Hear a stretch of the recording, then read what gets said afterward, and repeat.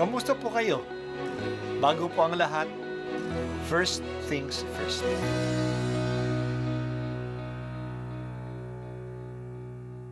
Good morning po. Sinisimulan po natin ngayon ang first things first.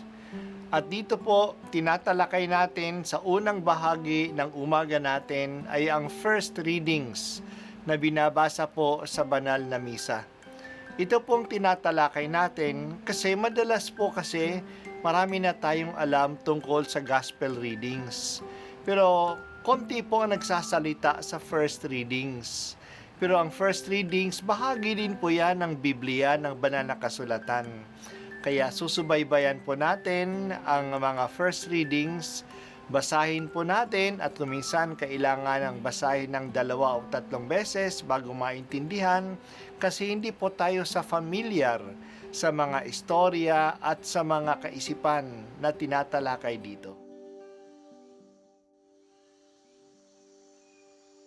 Ang simula ng aklat ng pahayag. Ito ang paghahayag ng Diyos kay Hesukristo at kanya namang inihayag kay Juan na alipin niya. Sa pamamagitan ng anghel, ang layo ng pagpapahayag na ito'y ipabatid sa mga alipin ng Diyos ang mga bagay na malapit ng maganap.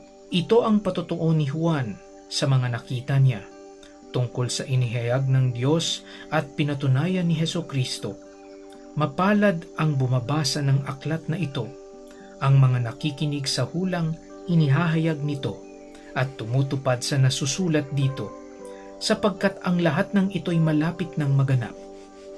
Buhat kay Juan, sa 7 simbahan sa Asia, sumainyo ang pagpapala at kapayapaan mula sa Diyos. Diyos sa kasalukuyan, sa nakaraan at siyang darating, at mula sa 7 espiritong nasa harap ng kaniyang trono. Narinig ko ang Panginoon at sinabi niya sa akin, isulat mo sa anghel ng simbahan sa Efeso. Ito ang ipinasasabi ng mga hawak ng 7 bituin sa kaniyang kanang kamay. Ang lumalakad sa gitna ng 7 ilawang ginto. Ang iyong mga pagpapagal at pagtitiyaga. Alam kong namumuhi ka sa masama. Sinubok mo ang mga nagpanggap na apostol at napatunayan mong sila'y bulaan. Alam ko ring matiyaga ka. Nagtiis ng maraming hirap alang-alang sa akin at hindi nanlupaypay. Ngunit ito ang ipinagdaramdam ko sa iyo. Nanlamig ka sa akin. Hindi mo na ako mahal tulad ng dati. Alalahanin mo ang dati mong kalagayan. Pagsisihan mo at talikdan ang iyong masasamang gawa at gawin mong muli ang mga ginawa mo noong una. Ang salita ng Diyos. Salamat sa Diyos. Malapit nang magtapos ang taon ng simbahan. 2 linggo na lang at Adbyento na. Bagong taon na sa kalendaryo ng simbahan. Sa 2 hanggang ito, araw-araw ang pagbasa natin ay manggagaling sa huling aklat ng Biblia, ang aklat ng pahayag. Sa Ingles, Book of Revelation or Book of Apocalypse. Ang aklat na ito ay kahawig sa ibang aklat sa Old Testament, tulad ng ilang bahagi ng aklat ni Daniel, o ni Zacarias, o ni Ezekiel. Gumagamit ito ng maraming mga pangitain na may nilalaman na maraming simbolo. Ang mga symbols ay makikita sa mga bilang ng mga numero, sa mga kulay na ginagamit, sa mga bahagi ng katawan, o sa liwanag, o sa malalakas na tunog, o mga katangian ng mga hayop. Ang simbolism ay katangian ng ganitong uri ng panitikan na tinatawag na apocalyptic literature. Marami sa nakasulat sa huling aklat na ito ay kaugnay sa mga nakasulat na sa Lumang Tipan. Kaya kung mahina ang ating kaalaman sa Lumang Tipan, hindi natin gaano maiintindihan ang tinutukoy nito. Ang aklat ng pahayag tulad ng lahat ng mga aklat ng Bible ay tumutukoy sa panahon kung kailan ito sinulat. Oo, may mga bagay na totoo din sa ating panahon, Pero ang unang tinutukoy dito ay ang panahon kung kailan ito sinulat. Sinulat ang aklat ng pahayag ng mga taong 90 or even 100. Noon, marami ang mga Kristiyano ang pinapatay ng mga Romans at patuloy ang pag-uusig at pagpapapatay ng mga Kristiyano. Sa aklat na ito, pinapalakas ang loob ng mga Kristiyano at binibigyan sila ng pag-asa. Ang mga persecutions na dinadanasan nila, na kanilang dinadaanan, ay hindi naman tatagal. Darating ang bagong mundo na gagawin ng Diyos. Ngayon pa lang, nagtatagumpay na si Jesus, ang kordero na pinatay noon, ngunit nakatayo pa rin ngayon. Ang aklat na ito ay sinulat ng isang taong si Juan ang pangalan. Siya isang Kristiyano na ipinatapon sa isla ng Patmos. At habang nandoon siya, nagkaroon siya ng mga pangitain.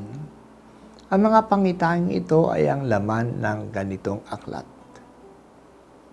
Ang unang pangitain niya ay nakalagay sa mga liham na pinadala sa 7 simbahan. Ang mga simbahang ito ay matatagpuan sa Asia Minor na ngayon ay nasa bansang Turkey. Ang bilang na 7 ay nangangahulugan ng completeness. Kaya ang mga sulat sa 7 simbahan ay naglalarawan ng kabuuhang kalagayan ng buong simbahan at hindi lang ng mga simbahan na tinutukoy. Narinig natin ang kanyang liham sa simbahan sa Efeso. Alam ng Diyos ang kalagayan ng simbahang ito. Sinusubok ito ng mga nagpapanggap na mga apostol at bula ang mga propeta. Pero hindi nagpapadala ang mga taga-Efeso. Matyaga sila at matiisin sa gitna ng pagsubok. Namumuhi sila sa kasamaan.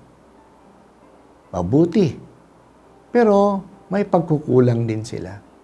Nanlalamig na rin ang pag-ibig nila kay Jesus. Hindi na gaanong kainit ang kanilang pagmamahal sa Kanya. Hindi tulad ng dati. Kaya winarningan silang magsisi at talikdan ang panlalamig nila. Balikan uli nila ang dati nilang pagmamahal kay Jesus. Hindi madaling maintindihan ang aklat ng pahayag dahil sa maraming symbols na ginagamit. So this is one of the most misunderstood book. Kaya dapat natin itong pag-aralan ng mabuti. Ang isang mali sa pagbabasa nito ay ang pag-iintindi na ito ay sinulat para sa ating panahon. Hindi. Sinulat ito sa panahon noon. Isa pang maling pag-unawa na ito'y sinulat para takutin o lituhin tayo. Mali. Ang Biblia ay sinulat para liwanagan tayo at bigyan tayo ng pag-asa sa pagmamahal sa Diyos. Ang mga nakakatakot na mga pangyayari ay mga background materials para ipaabot sa atin ang kabutihan ng Diyos na nagligtas sa atin sa mga nakakatakot na kalagayan. Mahalagang pansinin ang mensahe sa simbahan ng Efeso kasi baka ganito rin ang ating kalagayan. Oo, Kristiyano tayo. Nagsisikap tayo na gawin ang mga tungkulin ng pagkakristiyano. Umiiwas tayo sa masama. Pero mahal ba natin si Jesus? Baka nawala na ang alab ng pag-ibig sa Diyos. Baka mechanical na lang ang ating mga dasal. Baka traditional na lang ang ating ginagawa. Pero wala nang apoy ng pagmamahal. Balikan uli natin ang dating mainit na pagmamahal sa Diyos. Sa mga may asawa, balikan uli ang mga unang araw na kanilang kasal, kung kailan totoong hinahangad nila ang isa't isa. Sa mga pare at mga madre, alalahanin ang mga unang panahon ng kanilang pagkapare o pagkamadre na mataas ang kanilang ideal na mahalin ang Diyos.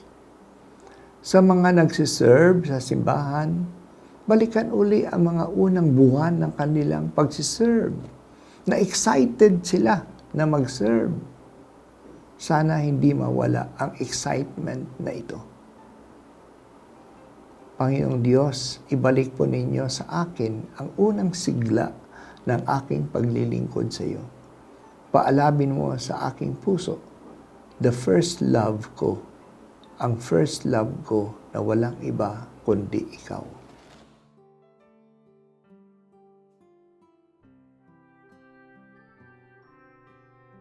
At ako po ay si Bishop Broderick Pabilio dito sa First Things First.